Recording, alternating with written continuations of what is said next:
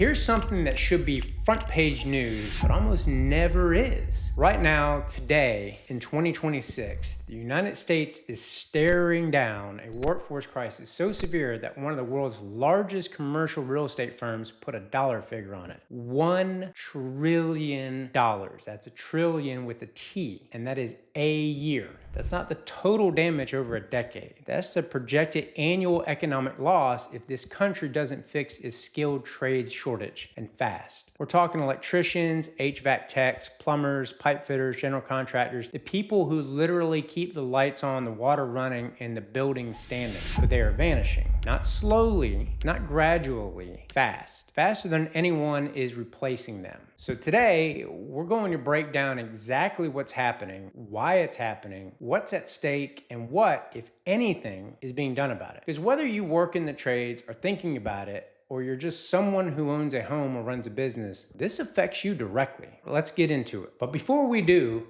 quick introduction, because if this is your first time here, you should know who you're hearing this from. My name is Nick Dowgul. I'm the owner of North State Law based in Raleigh, North Carolina. And my law firm represents licensed professionals throughout the state. Electricians, plumbers, HVAC contractors, general contractors, folks who have put in the years to earn their license and are now running into trouble with their professional licensing entity. Whether it's a complaint filed against their license, a disciplinary hearing, a denial of licensure, or a disrupt with the licensing board, that's where we come in. I cover topics like this because the people we represent aren't just case files to me. They're tradespeople who built a career with their hands, got licensed, and found themselves facing a system that can be hard to navigate alone. So, with that context, let's talk about the crisis hitting the very workforce they're a part of.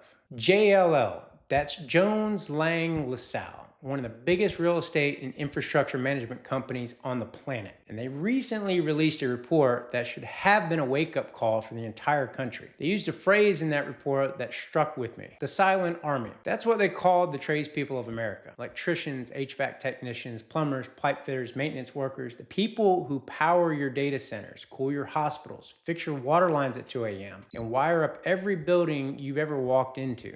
Silent because they're invisible. They work behind the walls, underneath the floors, on rooftops, in crawl spaces. You don't think about them until something breaks. And that silent army is shrinking. Here's the first number that should get your attention. More than 1 in 5 construction workers in the United States is currently older than 55 years old. These aren't people with 30 years left on the job. These are folks who are looking at retirement in the next 5 to 10 years. And a lot of them are already gone. The median age of plumbers and HVAC technicians now exceeds 40 years old, significantly higher than most other professions. And nearly 40% of all skilled construction workers are over the age of 45. That's not a workforce, that's a countdown clock. Now here's where the math really starts to fall apart. According to the National Center for Construction Education and Research, the NCCER, for every 3 skilled tradespeople who retire, only 1 new worker enters the field. 3 out and only 1 in. You don't need to be an economist to see that's unsustainable.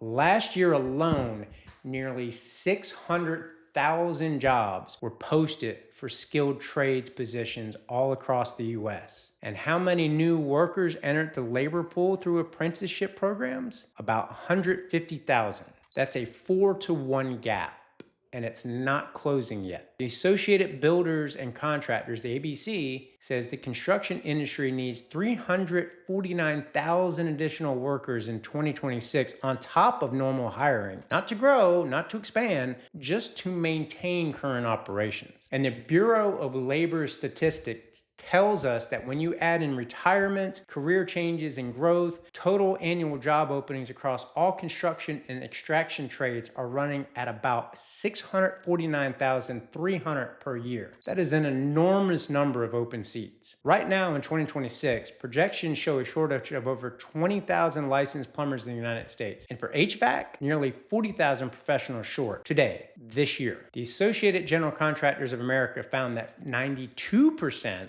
of construction firms are struggling to hire qualified craft workers. That's basically the entire industry raising its hand and saying, hey, we can't find people. And the downstream effects are already hitting. Projects getting delayed, bid prices going up, wait time stretching out. That plumbing job you need done, 3-week wait is often. That's because there literally aren't enough hands to end up doing the work. So how did the most essential workforce in the country end up in this position in the first place? So a few things happened simultaneously over the past couple of decades, and they compounded on each other. First, there was a cultural messaging problem. Somewhere in the 90s and early 2000s, American culture decided that a four-year college degree was the only legitimate path to a successful life. High school started eliminating shop classes, guidance counselors steered students toward universities, parents pushed kids toward white-collar careers. The trades got stigmatized as a backup plan, something you did if you couldn't make it to college. That messaging was wrong then, and the numbers prove it's absolutely wrong now.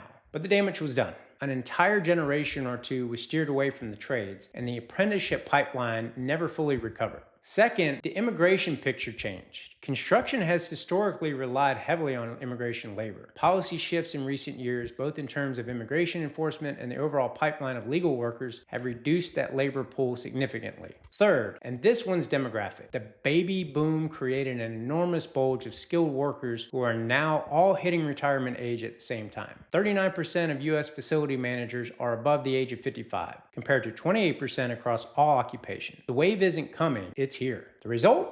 Decades of accumulated skill and institutional knowledge walking out the door with every retirement, and nowhere near enough people trained actually replace that type of knowledge and skill. Let's talk about what's actually at stake here, because this isn't just a construction industry problem, this is an economy problem. JLL's report estimates by 2030, 2.1 million skilled trades positions could go unfilled. And the economic loss from that gap, up to $1 trillion per year. Now think about what that means in practical terms. And that's where the entire technology economy is betting its future on. Those need to be wired, cooled, and maintained. That's electricians, that's HVAC techs, that's pipe fitters. Bipartisan infrastructure law pumped hundreds of billions of dollars into roads, bridges, water systems, and broadband deployment. That work requires hands, skilled ones. The CHIPS Act brought semiconductor manufacturing back to U.S. soil. Those factories need to be built and maintained by construction workers. And on top of all that, 53% of U.S. commercial building stock was delivered before 1990. Those buildings need to be modernized, retrofitted, and upgraded constantly. That work does not stop. All of these demands are competing for the same shrinking pool of workers at the exact same time. Paul Morgan, JLL's global COO of real estate management services, said it directly, quote, "We're at a critical inflection point where demand for skilled trades is accelerating while the available workforce continues to shrink. This systemic crisis threatens how we power our data centers, cool our laboratories, secure our manufacturing facilities, and maintain the spaces where millions of Americans work every day." This is not a niche industry problem. This touches everything. All right.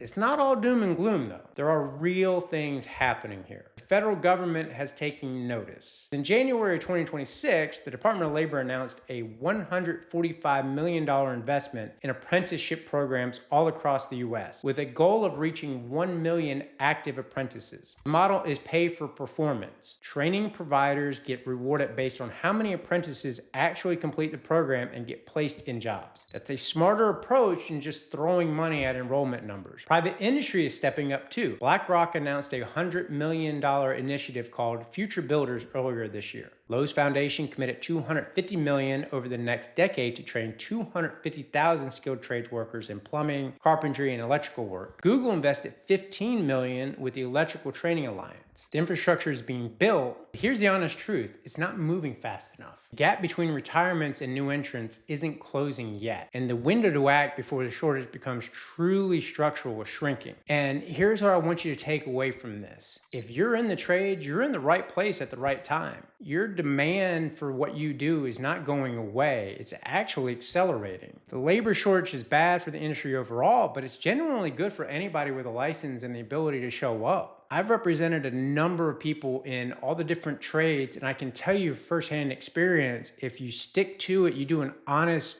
work, you do a good job, you treat it as a profession, because that's what it is. It's a profession. You stand to be able to make a very good living. Some folks will make 7 figures after 5 or 6 years. Some may make up to 8 figures. So there are real opportunities here, and anybody that's in the trades needs to seize those opportunities. Or if you're not in the trades, realize that this might be a good fit for you. If you found this useful, subscribe. We cover the trades every week. As I mentioned before, I did a video on how AI cannot replace the trades. Do me a favor and drop a comment below. Are you seeing this shortage firsthand? I genuinely would like to know what it looks like on the ground where you are. So thanks everybody for stopping by, and keep building North Carolina. Bye-bye.